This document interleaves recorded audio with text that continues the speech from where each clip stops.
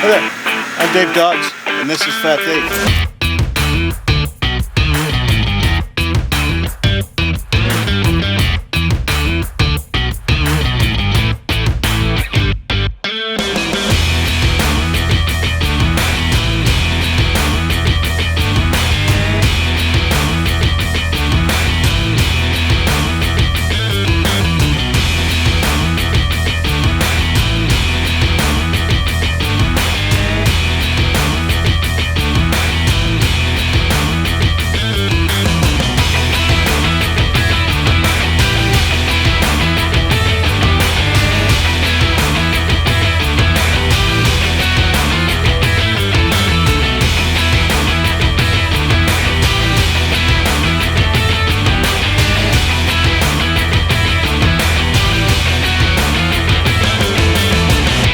Fat Dave, we're down here at 35 Henry Street, Unit 1. I'm in the same building with Pro Knitting, who used to be across the road from Walmart. We share space now, and the two of us are down here. Come on down. Are you filming me? Oh, I am. So I had my parents own McGonagall's. I've got the coolest floor going. They called me back the next day. Hey, that floor, we want to see it. So I'll show you. That Tyler play down there. That was what I had. 448 records. I cut them. I would put them in the heat press, and then cut them on the paper thing, cut them to 8-inch squares. Wow. And then glued them down with carpet That's so glue. cool. And then epoxied over the whole thing. It's still there. I don't know what they're going to do with it. But Right. everybody's, oh, you're going to put the new floor down here? No. Hey, Dave. Oh, hang on. Let me Yeah. get through it. Yeah, fuck it. How long have you been doing the business here? Tell us about yourself. Fat Dave started just over a year ago. Prior to that, I'd worked in heavy industrial construction for 20 plus years, traveling all over the place. I worked for a large construction firm. When they put me in the corporate role, I said, like, just fire me now, because me and my mouth at the mothership, it's not going to work. Took a couple of years, but I was restructured 2 weeks before the world shut down last year for COVID. So local musicians and everything, all the gigs had vanished, right? So what I ended up doing was every night at 6 o'clock, I'd have somebody come in and play for an hour, usually a solo. Every now and then, if there was a couple that were already in contact, we'd do a duo.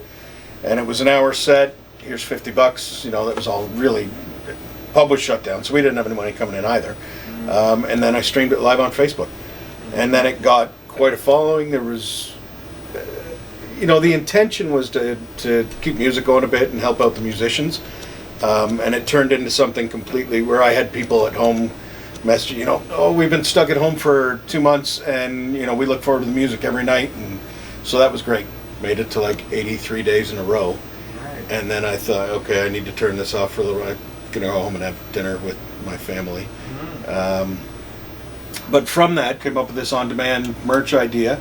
And a few local bands said, Gag Order were on from the get-go.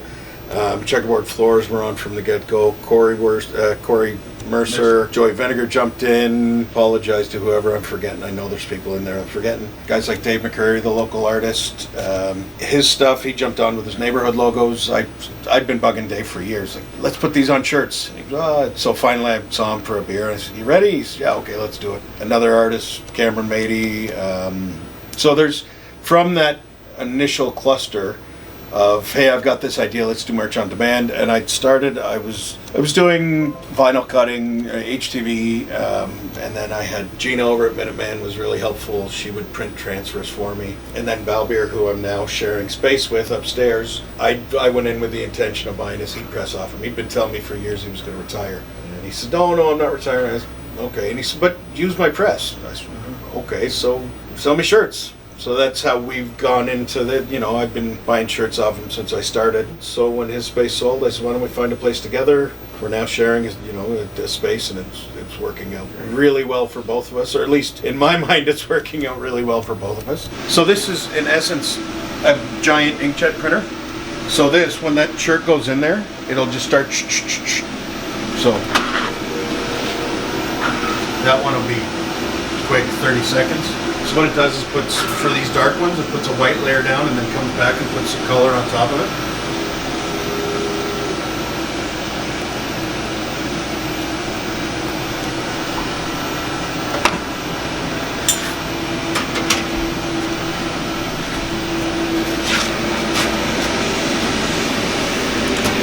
into the conveyor to dry. So that's why that can't get turned off. This side, there's two heating elements in there. This side runs at 900 degrees.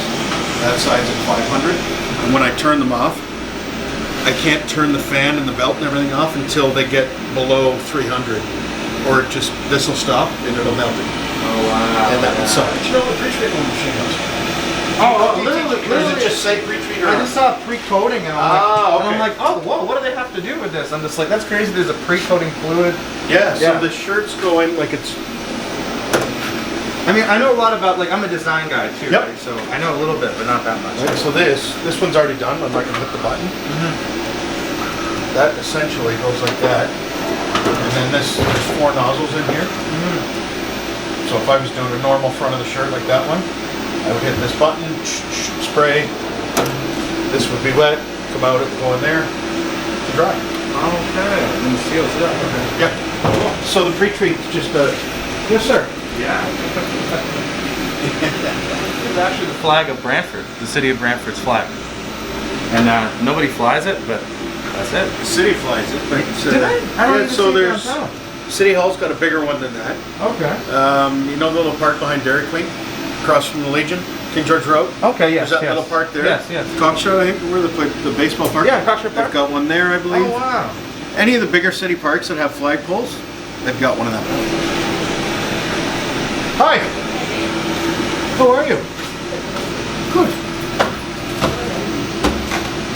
Yeah, so it's just expanded. I've gone from the initial cluster of bands and artists. Now I have a couple of not-for-profits on the website. Another, I think I'm at just about 20 bands. I now have 3 artists. There are probably 10 small businesses. Local stuff, right? That's one of the things I want to try and do is push local stuff like, you know, Dairy Delight. Business that people know. These are Brantford places, right?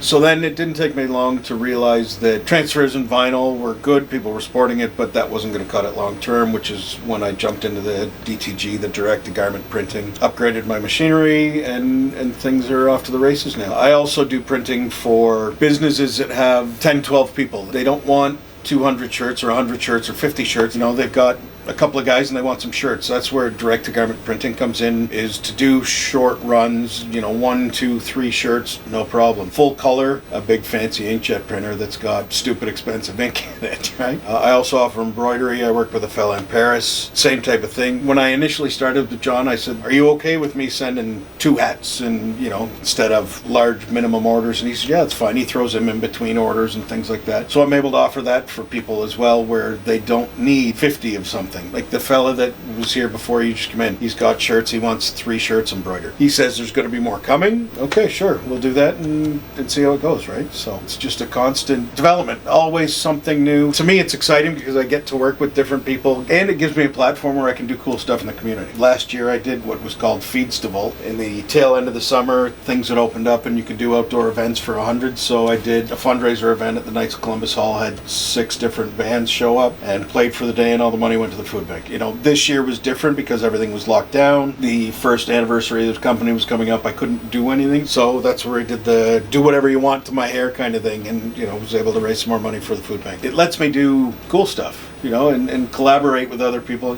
working with local artists and local bands and giving them something different. Like, you know, if a band right now wants shirts, they go in, they buy 100 shirts, 1 color, 1 design, hope you get rid of your 10 mediums. And you're stuck carrying around a box of shirts for the next 2 years, right? Same shirts. You want to do 5 different designs, put them out there. You want to make them on green and pink and orange and whatever? Sure. You want them on hoodies and long sleeves and tanks.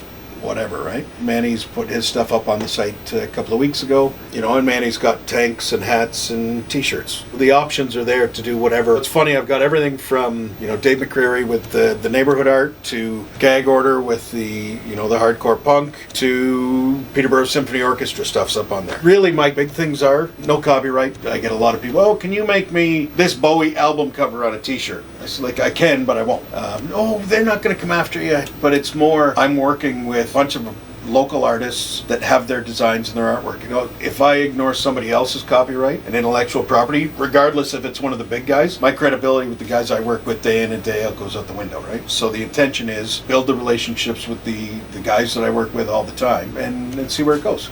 So when I started the company, I got a whole pile of grief about calling my company Fat Dave. I had lots, but you can't call a company Fat Dave. It's like I can call a company whatever the hell I want. It's my company. And whether you like it or you don't like it, it's based on the idea of something a little bit different, a little bit outside of the normal. And I don't have to tell you the name twice.